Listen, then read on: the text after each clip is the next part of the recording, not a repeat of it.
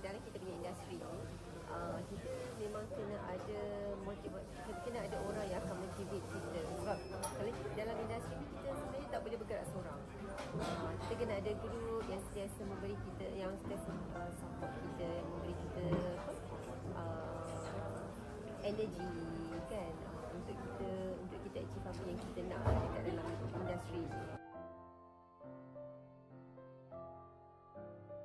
I buat satu platform yang mana I nak melatih anak-anak muda dekat luar sana yang nak first kali nak achieve dia punya impian, goal dia orang dalam hidup dia orang.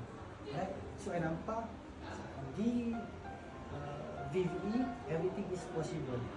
Sebab kita punya tagline pun follow your dream, transform your life. So I buat based on I punya experience daripada 2011 sampai 2017.